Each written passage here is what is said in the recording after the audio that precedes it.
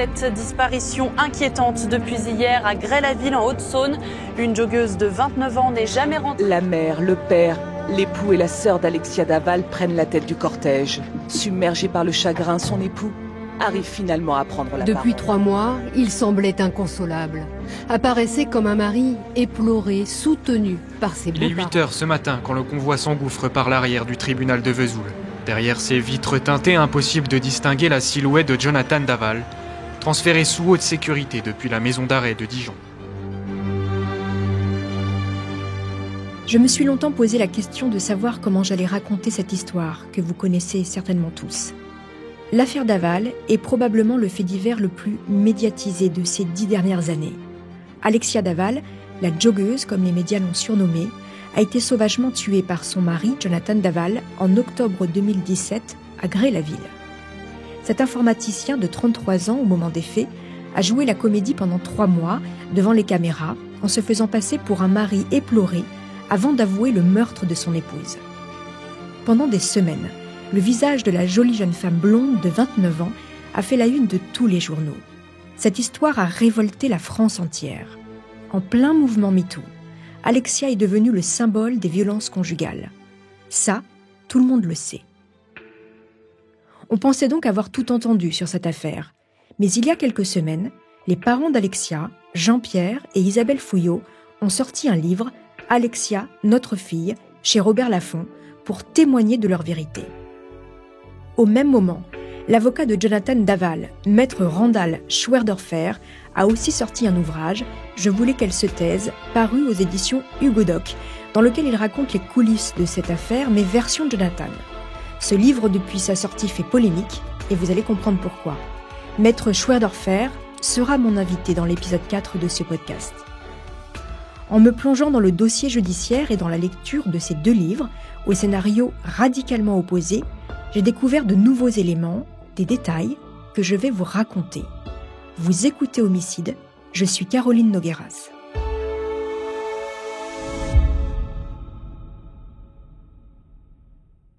En novembre 2020, Jonathan Daval a été condamné à 25 ans de prison. Mais que savons-nous de cet homme et de sa folie meurtrière cette nuit d'automne de 2017 ? Et que raconte ce fait divers de notre société ? Voici donc l'affaire Jonathan Daval, l'homme au double visage.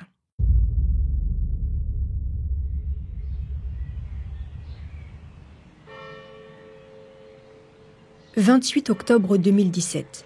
C'est un samedi d'automne paisible à Grès, une petite commune calme de 6000 habitants, en Haute-Saône, entre Besançon et Vesoul. Ici, tout le monde se connaît, au moins de vue. Un samedi normal, si ce n'est ce jeune homme éploré qui se présente à 12h15 à la gendarmerie.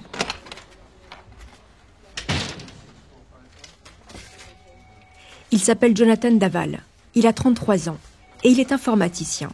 Il habite juste à côté à Grès-la-Ville. Il indique que sa femme Alexia est partie à 9h30 du matin faire son jogging, mais elle n'est toujours pas rentrée. D'habitude, elle court une 40aine de minutes. Elle n'a pas pris son téléphone avec elle, donc Jonathan ne peut pas la joindre. Le jeune homme ajoute que ce matin, il a trouvé sa femme particulièrement fatiguée. Alors il a tenté de la décourager de partir, mais elle a insisté. C'est pour cela qu'il est si inquiet. Jonathan a déjà alerté toute sa famille. D'abord sa mère, chez qui il est passé prendre un café, puis son beau-père, Jean-Pierre Fouillot, à son travail. Jean-Pierre tient avec son épouse Isabelle la brasserie PMU La Terrasse à Grès-la-Ville. Puis, il s'est rendu dans leur maison pour aller voir Isabelle, qui ne travaille pas aujourd'hui. Tous ont été très étonnés de l'inquiétude de Jonathan et ont même tenté de le rassurer. Stéphanie, la grande sœur d'Alexia, en week-end chez ses parents avec son mari Grégory Gay, lui a d'ailleurs montré le texto de sa petite sœur, reçu le matin même, pour lui dire qu'elle partait courir et qu'elle passerait la voir juste après. Mais rien à faire. Jonathan est totalement paniqué. Alors son beau-frère, Grégory, l'a emmené en voiture sur le trajet qu'aurait pu emprunter Alexia, puis à l'hôpital, le plus proche, pour s'assurer que la jeune femme n'y était pas. Ensuite, ils sont retournés chez Alexia et Jonathan pour vérifier qu'elle n'était pas rentrée, et Grégory a fini par le déposer à la gendarmerie. Aux enquêteurs, Jonathan raconte que sa femme suit un traitement contre l'infertilité. Le couple a de grandes difficultés pour concevoir un enfant. Et d'ailleurs, depuis qu'elle prend des médicaments, il ne la reconnaît plus. Elle a des pertes de mémoire et elle a parfois un comportement dépressif. Les enquêteurs prennent la disparition de la jeune femme très au sérieux et en informent le procureur. Immédiatement, une enquête pour disparition inquiétante est ouverte. Il n'y a pas une minute à perdre. Il faut dire que ce n'est pas la première fois qu'une joggeuse disparaît. Dans le village, l'information se répand comme une traînée de poudre.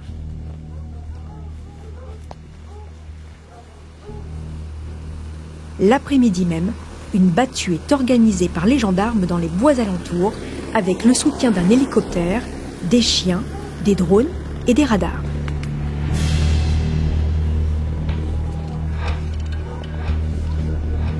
Aux côtés des parents d'Alexia, Isabelle et Jean-Pierre, de sa sœur Stéphanie et de son beau-frère Grégory, une centaine de bénévoles se joint immédiatement aux recherches des habitants de Gré et des villages du coin.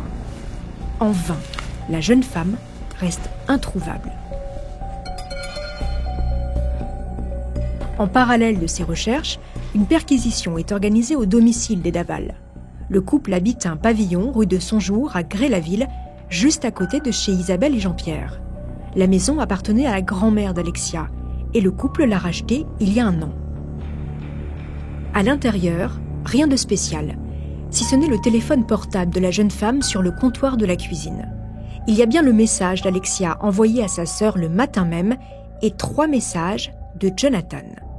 À 10h37, il envoie. Je vais passer par le boulot récupérer l'imprimante pour notre voisin. Ne m'attends pas pour la douche. Puis à 10h42... Toujours en train de courir ? Je vais au verre vider les cadavres que tu bois. Lol, bisous. À tout à l'heure, je t'aime. Et à 11h04... Tu es rentré ? Je vais arriver. À 18h, les gendarmes décident d'entendre à nouveau Jonathan. Ils veulent plus de détails. Chose étonnante, les gendarmes constatent que le jeune homme présente des marques de griffures sur ses mains et sur son cou et une morsure sur le bras droit. Mais il n'a pas l'air de les cacher. Oui, c'est vrai, avoue-t-il. Dans son couple, ça n'allait pas fort ces derniers temps. Et il parle à nouveau de leurs problèmes pour avoir un enfant et des fortes tensions que cela engendrait. Voici ce qu'il déclare. Elle me tapait. Elle me donnait des claques. Elle me pinçait lorsque je voulais l'amener au lit lorsqu'elle s'endormait sur le canapé. D'ailleurs, depuis quelques jours, elle redevenait violente en prenant de nouveau ce traitement. Elle délirait allant même jusqu'à dire que c'est moi qui la droguais. Vous n'avez pas remarqué quelque chose d'étrange dans la déclaration de Daval ? Il parle de sa femme à l'imparfait, ce qui étonne les gendarmes. Entre les griffures et cette manière de raconter sa vie avec Alexia, les enquêteurs trouvent le comportement de Jonathan très étrange. Le jeune homme raconte ensuite que la veille, avec sa femme, ils ont dîné chez ses beaux-parents. Il y avait la sœur d'Alexia, Stéphanie, son mari, Grégory, et leur fils de 2 ans. Ils ont fait une soirée raclette, puis Alexia et Jonathan sont rentrés chez eux, mais une dispute a éclaté car Alexia voulait un rapport sexuel. Jonathan livre aussi qu'il a des problèmes d'érection et qu'il était régulièrement humilié par sa femme. Et il ajoute même qu'il serait un homme battu. Mais lui l'assure, il n'a jamais levé la main sur Alexia. À 20h, les gendarmes laissent enfin repartir le jeune homme chez lui. Sa maison s'est transformée en QG. La famille d'Alexia, celle de Jonathan, des amis proches, tous se sont réunis pour se soutenir. Jonathan semble sonné, dans un état second.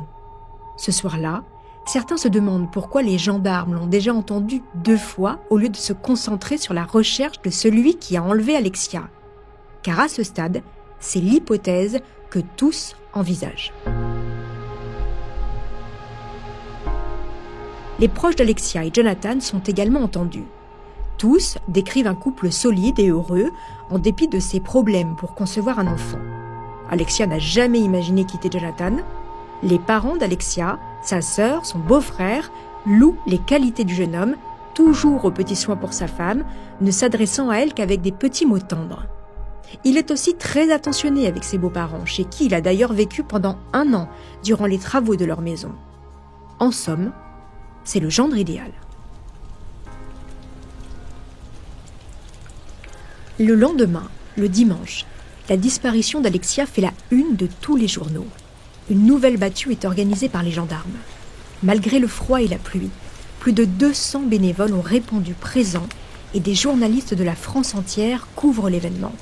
À Gré-la-Ville, on s'inquiète et on craint le crime d'un rôdeur.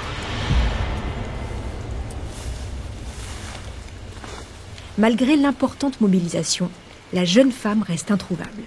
Isabelle Fouillot, la mère d'Alexia, envahie par l'angoisse, fait une première déclaration devant la caméra du journal télévisé de France 2.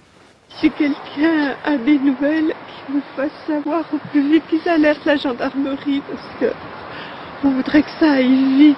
On trouve le temps très très long. J'espère qu'elle est en vie. Faites-nous la revenir, s'il vous plaît. Merci. Des recherches avec des plongeurs, un hélicoptère et un maître-chien ont été effectuées sans succès. Et la jeune femme, partie sans téléphone, n'a pu être géolocalisée.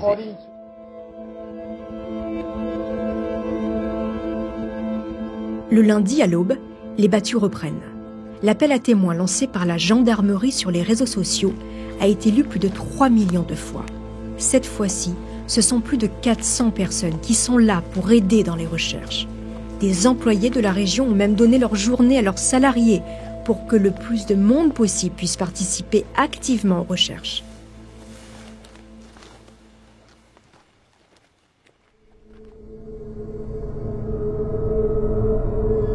En début d'après-midi, dans le bois de Vèvres, à 5 km du domicile des Daval, des élèves gendarmes font une macabre découverte. Un corps est retrouvé à peine caché par des feuillages et un drap. Il a été en partie calciné. Il y a aussi un bouchon de bombe aérosol juste à côté du corps pour accélérer le feu.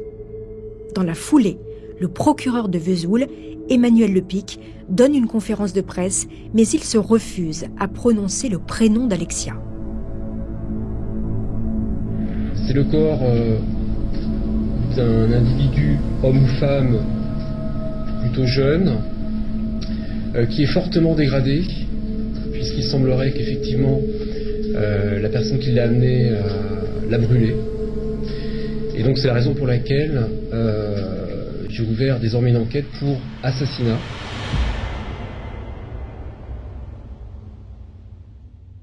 Mardi 31 octobre 2017. Les pires craintes des parents d'Alexia sont confirmées. Le corps retrouvé est bien celui de leur fille. La France est en émoi.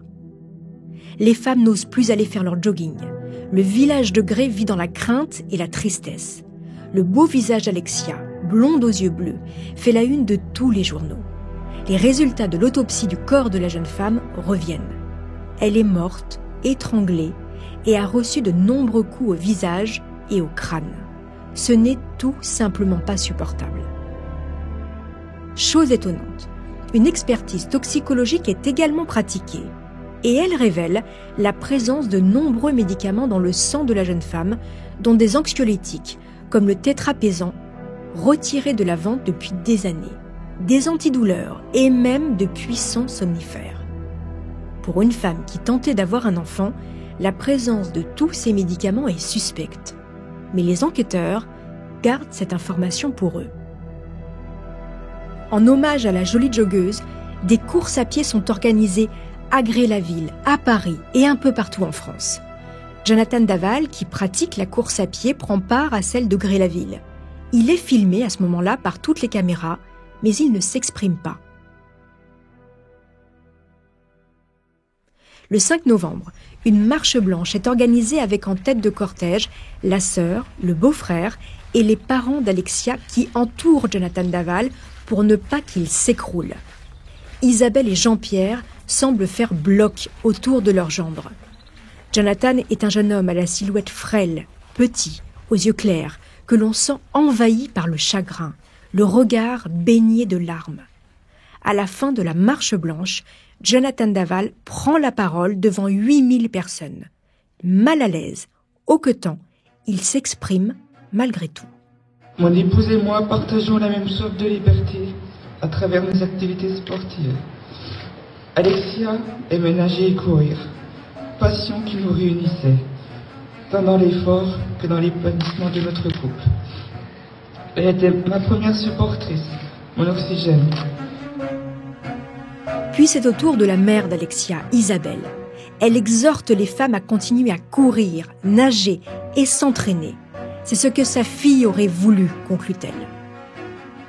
Alors que le village de Gré pleure la disparition de la jeune femme, du côté de l'enquête, rien. Enfin, c'est ce que pense la famille d'Alexia. En réalité, dans la plus grande discrétion, les gendarmes progressent, persuadés que le coupable n'est pas loin. Ils ont accumulé de nombreuses preuves et ils sont persuadés de connaître l'identité du coupable. Jonathan Daval, le mari si inconsolable. 3 mois après la mort d'Alexia, les enquêteurs ne vont pas tarder à sonner à sa porte.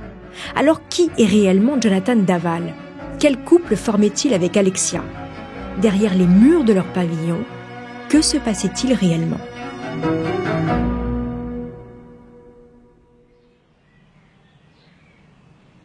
La vie a repris doucement son cours à Gré-la-Ville en Haute-Saône. Mais la crainte, mêlée à la tristesse, ne quitte plus les habitants de cette petite commune de 6000 âmes. 15 jours après la découverte du corps d'Alexia, ses parents ont rouvert leur brasserie. Une question de survie. Leur gendre, Jonathan Daval, après un long arrêt maladie, a fini par retourner au boulot. Il travaille dans une société de maintenance informatique. Très proche de ses beaux-parents, il continue de passer beaucoup de temps chez eux. Il appelle même sa belle-mère « maman ». Le premier Noël sans Alexia est terrible. Toute la petite famille s'est réunie chez Isabelle et Jean-Pierre. Jonathan, bien sûr, est là. Il n'était pas pensable pour lui que les choses se passent autrement. Envahis par le chagrin, les fouillots sont obsédés par l'identité du coupable. Ils veulent savoir qui a ôté la vie à leur fille. Les gendarmes, eux, ont avancé dans l'enquête. Ils ont conseillé à Isabelle et Jean-Pierre de se constituer partie civile et de prendre un avocat. Ce sera maître Jean-Marc Florent. Jonathan se constitue aussi partie civile et prend comme avocat maître Randall Schwerdorfer et maître Ornelas Patafora. Mais dans la famille de la défunte Alexia, quelques-uns commencent à douter de la sincérité de Jonathan. Son attitude est louche, son scénario bizarre. Dans son livre, Isabelle Fouillot raconte que l'un des cousins d'Alexia a mené sa petite enquête et il s'est rendu compte que la jeune femme ne courait jamais en extérieur. Elle préférait son tapis de course chez elle. Par ailleurs, le lieu où son corps a été retrouvé est celui où la mère de Jonathan l'emmenait se promener quand il était petit. Alexia, elle, ne connaissait pas cet endroit. Mais à ce moment-là, Isabelle ne veut pas en entendre parler. Toutes ces accusations portées contre son gendre sont fausses.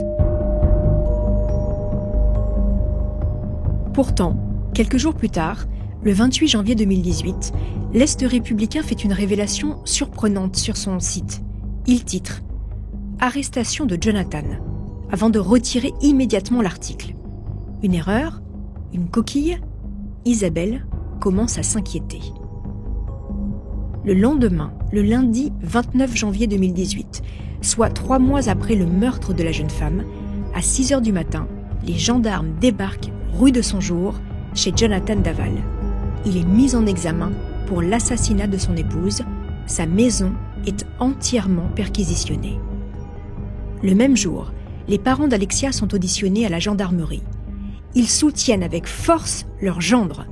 Pour eux, tout ceci n'est qu'une énorme erreur. Écoutez le reportage du 20h de France 2 ce jour-là.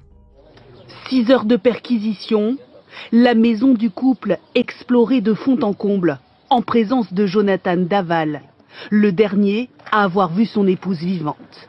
Depuis ce matin, il est en garde à vue. Soutenu par ses beaux-parents, Jonathan Daval apparaît effondré lors de la marche blanche en mémoire de la jeune femme. Marié éploré, le jour des obsèques de son épouse. Il fait face aujourd'hui aux questions des enquêteurs. Ce soir, il reste soutenu par ses beaux-parents, selon leur avocat. Maître Jean-Marc Florent, avocat des parents d'Alexia. Ils ont maintenu cette confiance au jour de l'enterrement, vous le savez, et depuis, cette confiance n'a été ébranlée par aucun élément contraire qui aurait pu instiller le doute dans leur esprit. Au fort judiciaire militaire, la garde à vue de Jonathan commence. Après 3 mois d'enquête et 200 personnes auditionnées, les gendarmes ont des billes contre le jeune homme. Une par une, ils abattent leurs cartes. D'abord, la camionnette de fonction de Jonathan dispose d'un traceur GPS. Et il s'avère qu'elle se trouvait à 5h30 du matin, le 28 octobre 2017, à quelques mètres du cadavre d'Alexia, dans les bois. Un petit détail qui en dit un peu plus sur la personnalité du jeune homme. Si la camionnette de Jonathan était munie d'un traceur, c'est parce que son patron n'avait pas confiance en lui. Plusieurs fois, l'informaticien n'aurait pas honoré ses rendez-vous chez des clients. À la place, il allait se réfugier chez sa mère. Toujours est-il que sur ce premier élément, Jonathan se défend maladroitement. C'est peut-être Alexia qui a pris la voiture, ou quelqu'un d'autre. Des traces de pneus du véhicule de Jonathan ont également été retrouvées près du corps. Mais le plus accablant, c'est le témoignage du voisin des Daval. La nuit, juste avant la disparition, il a entendu très nettement, à 1h30 du matin, la voiture de Jonathan passer sur la plaque métallique instable située à droite du pavillon du couple. Il est sûr de l'horaire, il a regardé sa montre, et sa femme confirme. Mais Jonathan continue à nier. Après la soirée raclette chez ses beaux-parents, avec Alexia, ils sont rentrés chez eux un peu avant minuit et ne sont pas ressortis. Le lendemain, après 5 heures de garde à vue, les gendarmes de la section de recherche abattent leur dernier atout. Ils ont découvert que le drap sous lequel était caché le corps d'Alexia appartenait au couple, plus exactement à la grand-mère d'Alexia. C'est un jeu de drap que la jeune femme avait reçu en héritage. Malgré cela, Jonathan nie toujours. Mais après 30 heures de garde à vue, le jeune homme finit par craquer. Dans un sanglot, il dit « Je n'ai pas voulu ce qui s'est passé, ce n'était pas volontaire ». Maître Randall Schwerdorfer, son avocat, fait une déclaration à la presse. Jonathan a tenu à s'exprimer, à dire ce qu'il s'était réellement passé. Nous ne défendrons pas un meurtrier, nous ne défendrons pas un assassin. Nous défendrons un jeune garçon qui, dans une crise de couple, a effectivement, de façon accidentelle, occasionné la mort de son épouse. Voici l'explication que Jonathan vient de donner aux enquêteurs. Après la soirée raclette, Alexia a fait une crise très violente. Pour la calmer, il l'a mis sur le ventre et, sans le vouloir, il l'a étouffée. Une mort accidentelle, sans intention de la tuer. Et ce n'est pas lui, dit-il, qui a brûlé son corps. Jonathan Daval est mis en examen pour meurtre sur conjoint. Il est placé en détention provisoire à la maison d'arrêt de Dijon. De son côté, l'avocat de Jonathan revient face aux médias et déclare que le couple avait une relation avec de fortes tensions. Alexia avait une personnalité écrasante. Jonathan se sentait dominé, rabaissé. À un moment, il y a eu des mots de trop, dit-il, une crise de trop qu'il n'a pas su gérer et ça a débordé. Pour Jean-Pierre et Isabelle, le monde est en train de se dérober sous leurs pieds. Ils sont anéantis. Leur gendre, celui qu'ils ont tant aimé, tant protégé, recroquevillé en boule sur leur canapé pendant des semaines après la mort de leur fille, les a trahis. Pourquoi a-t-il tué Alexia? Pourquoi avoir joué cette comédie pendant tout ce temps? Et comme si cela ne suffisait pas, voilà que l'avocat de Jonathan fait passer son client non pas pour un criminel, mais pour une victime. La victime d'une femme à la personnalité écrasante, humiliante. Pour les Fouillot, Alexia vient d'être tuée une deuxième fois. Après les révélations de Jonathan Daval, l'affaire dépasse le simple fait divers. Marlène Schiappa, alors secrétaire d'État, chargée de l'égalité entre les hommes et les femmes, s'immisce dans les débats et juge scandaleuse la défense de Jonathan Daval. Elle ajoute que rien ne justifie et n'excuse que l'on tape ou que l'on tue sa femme. Nous sommes en pleine vague MeToo et les débats sur les violences faites aux femmes sont nombreux. Côté enquête, la version de Jonathan n'est pas du tout convaincante. La thèse de l'accident ne tient pas. En témoigne le rapport d'autopsie du corps de la jeune femme. Elle a reçu de multiples coups au visage. Elle s'est débattue jusqu'à s'en retourner les ongles des mains. Et elle a été étouffée. Et puis, rappelez-vous, il y a ces nombreux médicaments interdits sur le marché qui ont été retrouvés dans le sang de la victime. Jonathan Daval aurait-il empoisonné sa femme à petit feu? Pourquoi l'a-t-il tuée? Qui est-il vraiment?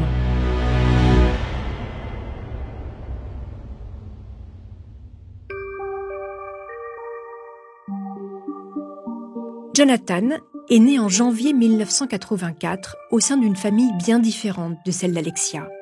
Il est le 6e de sa fratrie. Sa famille ne roule pas sur l'or. Martine Cussé, sa mère, est nourrice, son père, ouvrier d'usine. Ils habitent dans un pavillon de Velay, un village à quelques kilomètres de Grès. Les parents de Jonathan se séparent alors qu'il n'a que 2 ans. Sa mère refait sa vie et aura ensuite un autre enfant avec son nouveau compagnon. Jonathan s'entend très bien avec son beau-père. C'est un garçon sage, timide, à la santé fragile. Il est malentendant et il doit porter un corset pendant 3 ans pour soigner une scoliose. Ses camarades de classe se moquent de lui. Le jeune garçon en souffre. À l'âge de 13 ans, il perd son père qui décède brutalement d'un accident cardiaque.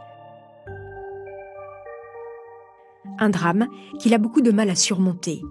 Il développe alors de très nombreux TOC, comme le fait de se laver les mains plusieurs fois par jour de manière obsessionnelle. Bon élève, sportif, il obtient un BTS en informatique à Besançon, puis il est embauché dans une société de maintenance informatique à 22 ans. On ne lui connaît aucune aventure amoureuse jusqu'au jour où il rencontre Alexia, en 2004. C'est elle qui fait le premier pas lors d'une sortie au ski. Elle a 16 ans, il en a 21. Elle est pétillante, très à l'aise. Alexia présente tout de suite son nouvel amoureux à sa famille. C'est vrai que les Fouillot sont au début un peu surpris du choix d'Alexia. Isabelle se demande même ce qu'elle trouve à ce jeune homme beaucoup plus petit que sa fille, discret, au visage poupon. Mais Alexia a l'air heureuse, alors ils acceptent. Le jeune couple s'installe même chez les parents d'Alexia pendant 1 an, en attendant que les travaux de leur maison se terminent. Isabelle Fouillot, dans son livre, raconte que Jonathan est un garçon gentil, particulièrement attentionné pour toute la famille. Elle ne lui reconnaît qu'un seul défaut. Il peut passer des heures dans la salle de bain à soigner son apparence au point de mobiliser la seule pièce d'eau de toute la maison et de mettre tout le monde en retard. Le jeune homme apporte énormément d'importance à son physique. Cheveux gominés, peau soigneusement crémée, vêtements repassés. Dans la chambre du couple, rien ne dépasse. Le lit est toujours fait impeccablement et on pourrait manger par terre. Une obsession pour l'apparence et la propreté. Les 2 amoureux décident de se marier en juillet 2015 à Grès-la-Ville. La mère d'Alexia, alors élue de la municipalité, unit le couple. Alexia, dans sa robe blanche, rayonne. Jonathan, vêtu d'un costume noir brillant, semble aussi très heureux. Martine, la mère de Jonathan, est là, entourée de ses 6 enfants et de son compagnon. Les 2 familles ne s'adressent pas la parole. Alexia est depuis le début convaincue que sa belle-mère ne l'aime pas. Alexia est conseillère dans une agence du Crédit Mutuel. Elle a les rêves d'une femme de son âge, fonder une famille. Mais ça ne marche pas. Le couple a de grandes difficultés pour concevoir un enfant. La jeune femme suit un traitement hormonal. Mais selon sa famille, ce désir d'enfant, Jonathan n'en parle pas plus que ça et n'accompagne jamais sa femme aux rendez-vous médicaux prétextant trop de travail. En réalité, depuis leur mariage, le couple ne va pas bien. Au dire des amis d'Alexia, la jeune femme se sent seule et incomprise. D'ailleurs, Jonathan en a parlé tout de suite aux gendarmes. Dès les premiers interrogatoires, rappelez-vous, il raconte ses problèmes de couple et dépeint Alexia comme une femme autoritaire, en prise à des crises délirantes. Après 12 ans de vie commune, le couple est en fait au plus mal. Mais ni la famille d'Alexia, ni celle de Jonathan ne semblent s'en apercevoir. Pendant sa détention provisoire, Jonathan Daval rencontre plusieurs psychiatres et le portrait qu'ils font du jeune homme est celui d'un personnage au double visage. Sous un aspect timide, fragile et soumis, il serait en fait un être dominant qui peut devenir agressif et colérique. Ces troubles obsessionnels compulsifs cacheraient cette potentielle dangerosité. Interrogé à plusieurs reprises au cours de sa détention provisoire, il ne change pas de version et continue à maintenir la thèse de l'accident. Quant au corps, il soutient que ce n'est pas lui qui l'a brûlé.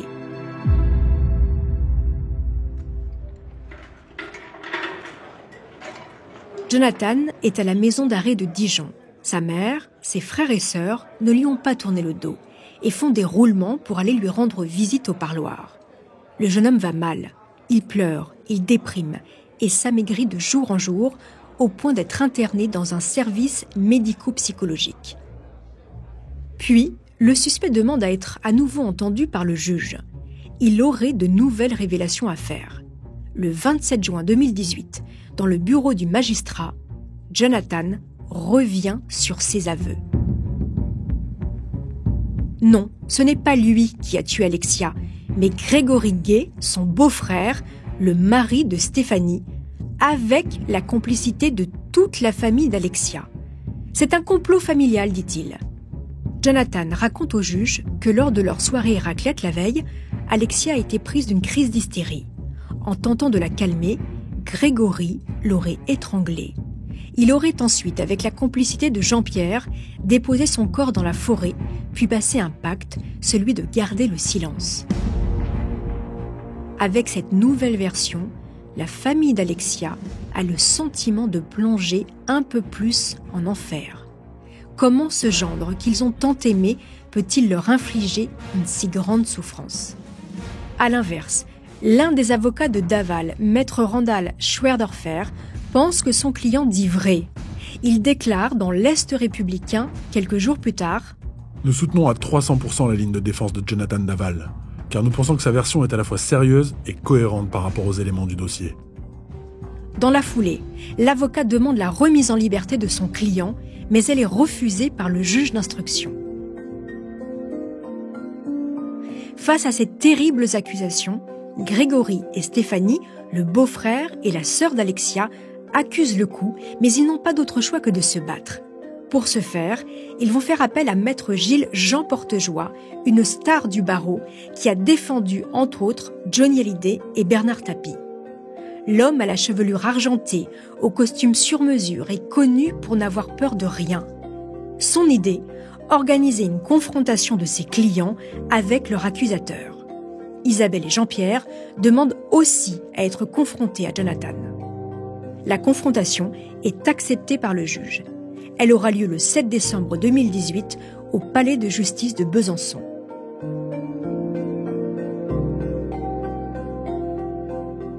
Pendant des mois, Grégory Gay se prépare minutieusement à cette rencontre. Il épluche chaque page, chaque ligne du dossier d'instruction, enquêtant même de son côté. Il est prêt à en découdre avec Daval. Les deux beaux-frères ne s'apprécient pas, ils n'ont jamais eu le moindre atome crochu. Malgré toute la préparation de Grégory, cela n'aboutit à rien. Jonathan Daval assume sa nouvelle version. Il est froid et ne montre aucune émotion.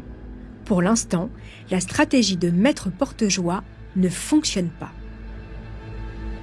C'est ensuite au tour d'Isabelle d'affronter son gendre. C'est peut-être la seule qui peut le faire vaciller. Isabelle rentre dans le bureau du juge et dit cette simple phrase. « Bonjour, Jonathan ». Une marque de considération qui touche immédiatement le jeune homme. Puis après 1h15 de confrontation, elle lui montre une photo du chat du couple Happy avec Alexia. Jonathan flanche. Il se lève et s'effondre aux pieds d'Isabelle en larmes. Après de longs sanglots, il avoue « J'ai menti ». Isabelle serre le meurtrier de sa fille dans ses bras et le remercie. Tous dans le bureau à cet instant, avocats, juges, procureurs, restent médusés. À la sortie du tribunal, Isabelle fait une déclaration à la presse. Je lui avais amené une photo d'Alexia et du chat Happy. Et c'est ce qui a permis de déclencher la vérité. En ayant bien insisté sur le fait qu'on l'a aimé pendant 10 ans, que c'était notre fils. La maman de la victime Étienne Manteau, procureur de la République de Besançon. De faire entendre à Jonathan Daval que si il disait la vérité, eh bien, elle serait en capacité d'entamer un travail de pardon le concernant. Tout cela s'est terminé par une scène tout à fait particulière où il s'est mis à genoux devant sa belle-mère, manifestement pour solliciter son pardon. Malgré les aveux de Jonathan Daval, il manque encore beaucoup d'éléments sur les circonstances du drame. Pour l'heure, on ne sait toujours pas si c'est lui qui a brûlé le corps de sa femme ou bien s'il s'agit de quelqu'un d'autre. Alors, le juge d'instruction décide d'organiser une reconstitution pour faire sauter les derniers verrous de l'accusé.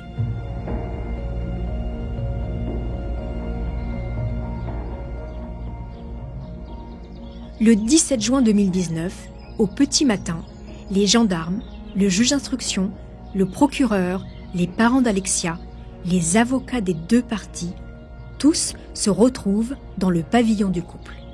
Jonathan Daval a été extrait de sa cellule.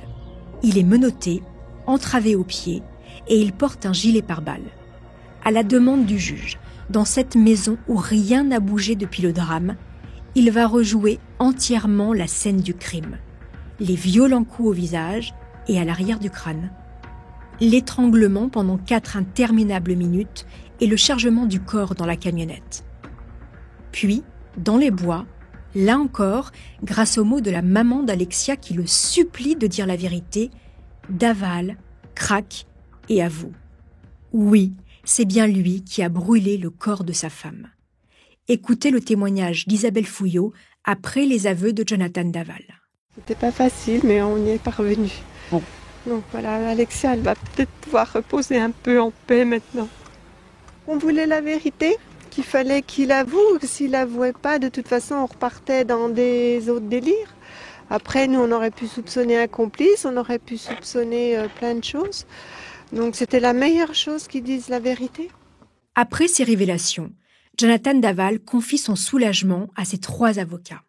Malgré le drame, Maître Randall Schwerdorfer. Il a une attitude courageuse parce qu'il a affronté effectivement la vérité devant ses beaux-parents qui lui demandaient cette vérité, qui en avait besoin. Il y avait une émotion énorme à ce moment-là. Lundi 16 novembre 2020.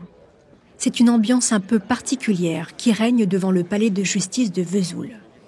Après 3 ans de procédure, le procès de Jonathan Daval va débuter dans quelques minutes devant la cour d'assises de la Haute-Saône. L'homme, désormais âgé de 36 ans, va être jugé pour meurtre sur conjoint. Nous sommes en pleine crise sanitaire. Le public n'est pas autorisé dans la salle d'audience. Quant aux journalistes, ils rentrent, mais au compte-gouttes. Il y a même un petit chapiteau qui a été installé à l'extérieur pour que les journalistes accrédités puissent venir récupérer leur badge. Pour les autres, il faudra se contenter de rester sur le trottoir. Alors, ils sont nombreux, postés devant le tribunal avec leurs caméras, leurs micros, dans l'attente de l'arrivée des avocats de la défense, des parties civiles et des proches d'Alexia et de l'accusé. Jonathan Daval entre, lui, dans le box des accusés. Masque sur le visage, amaigri. Son attitude va être la même pendant tout son procès. Prostré, les yeux rivés sur le sol, incapable d'affronter les regards qui le dévisagent. Parfois même, il se bouche les oreilles pour ne pas entendre les débats. Le premier jour, les images terribles du corps d'Alexia sont projetées. Pour la famille de la jeune femme, c'est insoutenable. Ils quittent la salle. Ceux qui restent sont bouleversés. La mère d'Alexia s'exprime à la fin de cette première journée d'audience. Dans nos sociétés, on divorce quand ça va pas. Si ça n'allait pas, il avait qu'à divorcer, retourner vivre chez sa mère avec sa mère. Mais on ne fait pas un massacre comme ça, c'est qu'il y a une raison en dessous.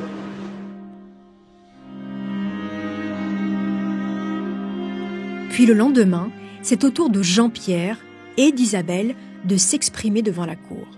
Le père d'Alexia veut régler ses comptes avec Jonathan, lui faire comprendre tout ce qu'il a détruit et qui ne sera plus jamais comme avant.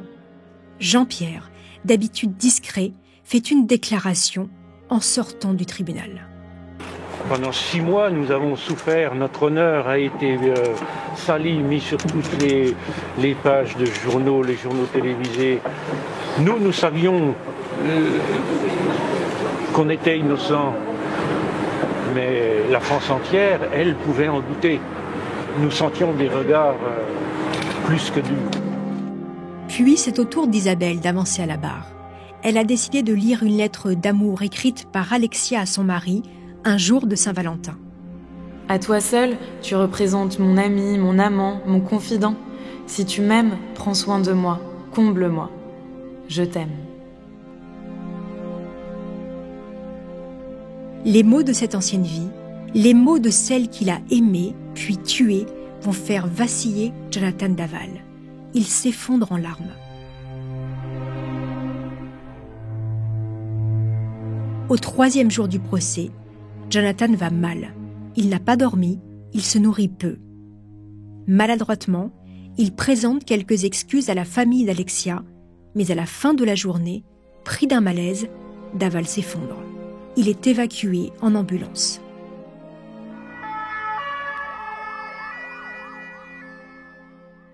Le lendemain, Jonathan semble s'être ressaisi. Il raconte à la cour la nuit du drame, la dispute, puis il dit « J'ai pété un câble. J'étais en rage. Je l'ai saisi par le cou. Je l'ai serré par le cou. » Le président lui demande « Pour qu'elle se taise à jamais ?» Et l'accusé répond « Oui. » La suite de l'histoire, on la connaît. Pour maître Randall Schwerdorfer, l'un des avocats de Daval, c'est le couple qui n'allait pas, et c'est l'attitude d'Alexia qui aurait poussé son mari dans ses retranchements. Écoutez-le à la sortie du tribunal. Donc aujourd'hui, Jonathan Daval affronte ce qu'il a fait, affronte ce qui s'est passé et va assumer judiciairement les conséquences de ses actes, mais pas au-delà non plus des conséquences de ses actes. Pas de préméditation, pas d'assassinat, pas de soumission chimique, pas de viol post-mortem. Concentrons-nous sur la réalité de ce qu'il a fait, pas sur les fantasmes de quelques-uns qui n'ont rien à voir avec la réalité judiciaire de cette affaire. Avec ces mots, l'avocat de Jonathan s'adresse à la partie civile, aux parents de la victime, qui, eux, refusent cette explication. Le coup de sang de Jonathan, ils n'y croient pas. Mais la famille d'Alexia n'obtiendra rien de plus de la part de leur ex-gendre. Ils devront s'en tenir à ces quelques explications. Après une semaine de débats intenses, Jonathan Daval a été condamné à 25 ans de réclusion criminelle pour le meurtre de sa femme, puis 165 000 € d'amende à payer à la famille pour dommages et intérêts. Il est aujourd'hui dans une prison pour longue peine dans le Haut-Rhin. Les parents d'Alexia, Jean-Pierre et Isabelle, ont vendu leur bar PMU en 2019. Ils sont aujourd'hui à la retraite et tentent de profiter de leurs 2 petits-enfants, les enfants de Stéphanie, la sœur aînée d'Alexia, et de Grégory Gay. Pour aller plus loin, maître Randall Schwerdorfer, l'avocat de Jonathan Daval, sera mon invité dans le 4e épisode de cette série. Il vient d'écrire le livre « Je voulais qu'elle se taise », paru aux éditions Hugo Doc avec le journaliste Frédéric Gilbert. Un livre qui, depuis sa sortie, crée la polémique et nous en parlerons avec lui dans le prochain épisode. Parmi tous les protagonistes de cette affaire, un homme s'est retrouvé dans la tempête médiatique. C'est maître Randall Schwerdorfer. Avec maître Ornelas Patafora et maître Samuel Estève, ils ont défendu Jonathan Daval. Maître Schwerdorfer, bonjour et merci d'avoir accepté mon invitation. Merci à vous. Vous avez publié « Je voulais qu'elle se taise », un livre écrit avec le journaliste Frédéric Gilbert, paru aux éditions Hugo Doc, il y a quelques semaines. Votre livre, depuis qu'il est sorti, fait polémique. On va en parler. Certains de vos propos ont été choquants pour certaines. Mais tout d'abord, maître, pourquoi ce livre ? Tout simplement parce que pendant et après l'affaire Daval, j'ai été extrêmement sollicité pour m'exprimer sur la défense de Jonathan Daval. J'ai considéré que le format des émissions de télévision qu'on me proposait ne me convenait pas, parce que c'est trop compliqué de pouvoir tout dire et de pouvoir s'expliquer en profondeur sur un sujet aussi complexe que celui de la défense de Jonathan Daval. Et donc j'ai décidé d'écrire un livre qui me permettait d'avoir notamment du recul, de la réflexion, par rapport à l'affaire, par rapport à la défense de Jonathan Daval, et c'est la raison pour laquelle j'ai opté tout naturellement pour l'écriture du livre immédiatement après le procès. Quand vous rencontrez pour la première fois votre client, Jonathan Daval, quelle est votre première impression? Et à ce moment-là, déjà, avez-vous une intime conviction? Alors en fait, je parle pas d'intime conviction, je parle d'impression. Et avec Jonathan, la première fois qu'on le rencontre, je suis avec Maître Spatafora, il est accompagné d'Isabelle Fouillot, et c'est vrai qu'on a le sentiment de quelqu'un qui est extrêmement discret, très calme, il se dégage quelque chose de très absolument pas de violence chez lui. On a le sentiment que on a vraiment affaire à quelqu'un qui est plus dans la case victime que dans la case auteur. Ça, pour nous, c'est une évidence. Après, on s'est trompé sur notre jugement, mais c'est vrai que chaque fois qu'on l'a rencontré, y compris avant la garde à vue, on s'est dit non, ça peut pas être lui qui est impliqué dans l'affaire de la mort de sa femme. Voilà, c'était notre préjugé, on va dire. Alors, on va en venir un petit peu plus aux questions qui fâchent, maître. Dans votre livre, tout le monde en prend pour son grade, et les journalistes d'ailleurs, avec leurs raccourcis. Ils parlent, je cite, d'une ville tranquille et sans histoire, d'un jeune homme sans histoire. Mais surtout, maître, vous critiquez la récupération politique de cette affaire par des féministes comme Marlène Schiappa, pour ne pas la citer. Pourquoi? Qu'est-ce qui vous dérange? Ça me dérange parce que d'abord, ce qu'a fait Marlène Schiappa est contraire au droit. Et notamment au droit constitutionnel. C'est quand même extraordinaire que très peu de gens l'aient pointé du doigt.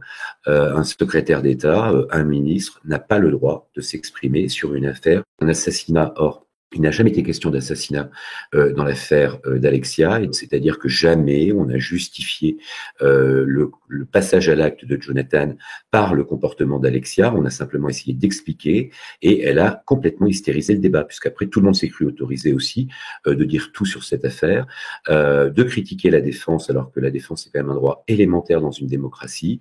Et donc je trouve qu'il y a une véritable aussi récupération. Alors, quoi qu'on en pense, Alexia est morte sous les coups de son conjoint. Mais vous refusez dans votre livre de parler de féminicide. Vous parlez, vous, d'uxoricide. Pourquoi et qu'est-ce qui vous gêne dans le terme de féminicide? On va appeler des affaires de crimes possessionnels. C'est-à-dire que ce sont les passages à l'acte criminel qui sont visés sur des personnes, des hommes notamment, qui ont des comportements violents, d'habitude, possessifs, et qui ne supportent pas la séparation et qui tuent dans le cadre de la séparation. C'est pas du tout l'affaire de Jonathan Daval. Ça n'a rien à voir avec l'affaire de Jonathan Daval. Donc, on a voulu faire d'Alexia un symbole d'un terme, féminicide, dont elle ne sera jamais le symbole, puisqu'elle n'a pas vécu ça. C'était pas une femme battue, c'était pas une femme qui était isolée, c'était pas une femme qui vivait avec un homme pervers narcissique, comme on aime souvent le montrer. Jonathan Daval était aux antipodes des personnages qui sont ciblés dans les féminicides. Alors, qu'est-ce que ça veut dire uxoricide, maître? Alors, le uxoricide, c'est le fait de tuer sa femme. Il y a quand même deux lectures, parce que... Les deux racines, uxor et icide, c'est compagne et tuer. Voilà, c'est le fait de tuer sa compagne. La théorie que vous tenez, et qui est celle de Jonathan, est que Alexia était une femme ingérable, dure, humiliante à l'égard de son mari, et que donc elle l'aurait poussé à bout au point qu'il la tue. Vous comprenez, maître, que cela est difficilement entendable. Rien ne justifie que l'on tue. On est tout à fait d'accord là-dessus. Mais c'est pas juste, rien ne le justifie. Et d'ailleurs, c'est pour ça que la sanction de la peine de 25 ans est tout à fait justifiée, adaptée à la situation de Jonathan Daval.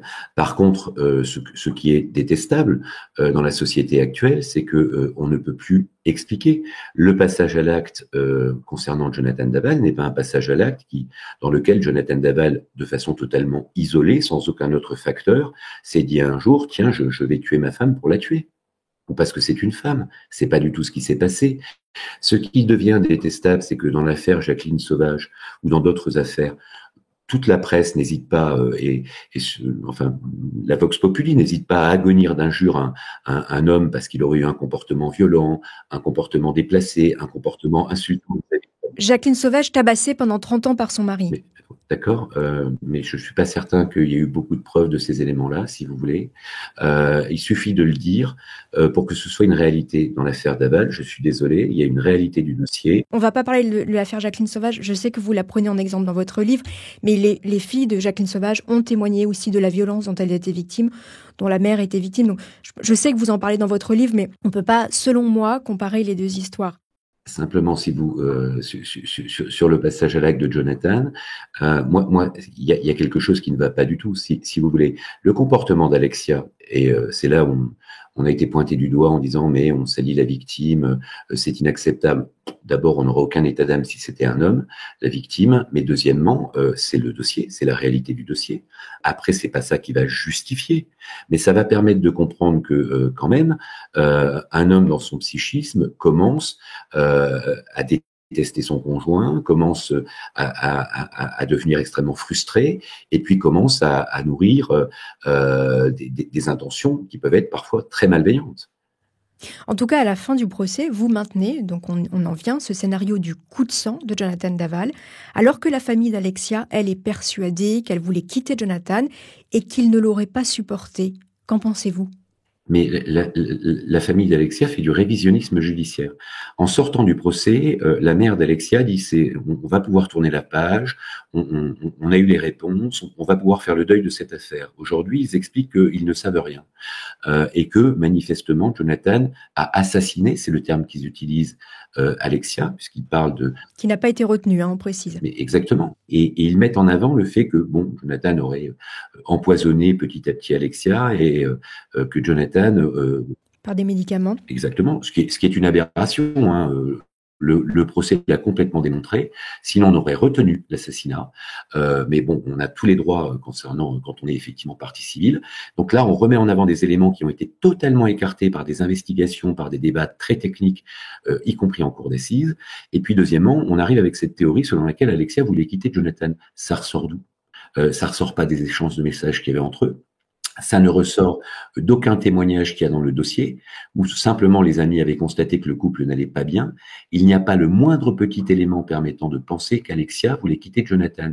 Et pour une jeune femme qui voulait quitter son compagnon et qui voulait avoir un enfant, il faut m'expliquer alors pourquoi le soir où effectivement Alexia est décédée, elle avait mis un ovule gynécologique dans le cadre de son traitement pour avoir un enfant. Je ne connais pas d'autres compagnons à Alexia, il n'y avait que Jonathan, et effectivement, pour quelqu'un qui veut quitter son compagnon, c'est assez étonnant. Donc on peut réécrire l'histoire comme on veut, peut-être parce qu'on ne l'accepte pas telle qu'elle est, parce qu'effectivement, ce passage à l'acte, et c'est le titre du livre, ce coup de sang, lorsque Jonathan a dit au juge d'instruction, qui lui a dit, mais enfin, pourquoi avoir continué à serrer, pourquoi l'avoir étranglé? Et il a dit, et on sentait vraiment que c'était très lourd, je voulais qu'elle se taise. Je n'en pouvais plus de ses reproches, je n'en pouvais plus de ses critiques, je n'en pouvais plus de ses humiliations. Alors c'est pas justifié, non, mais ça permet de comprendre effectivement le passage à l'acte de Jonathan. Et comprendre, ça permet d'arriver à une peine de 25 ans et non pas une peine de perpétuité comme ça aurait été le cas dans un assassinat, voire dans ce que vous appelez un féminicide. Mais pourquoi vouloir brûler le corps et les parties génitales de Alexia Daval ? Alors, il est passé dans le monde criminel après avoir tué Alexia. Et là, les comportements de gens qui ne sont pas des criminels nés ou qui ne sont pas dans la délinquance, lorsqu'ils passent le cap du criminel, leur cerveau ne fonctionne plus comme le cerveau de quelqu'un qui n'a pas tué. Et il y a quelque chose qui est très habituel et qu'on voit très souvent dans les affaires criminelles, chez des criminels qui ne sont pas des criminels d'habitude, qui n'ont donc jamais conceptualisé d'être un criminel, c'est quelque chose de très humain, c'est le fait de ne pas vouloir être pris, c'est le fait de vouloir échapper à sa responsabilité. Après, je sais que effectivement, certains ont vu une symbolique dans la crémation, c'est-à-dire sur les zones où les départs de feu avaient été notés par le médecin légiste.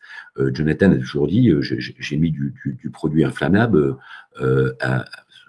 vraiment sans savoir où je le mettais, enfin sur le corps.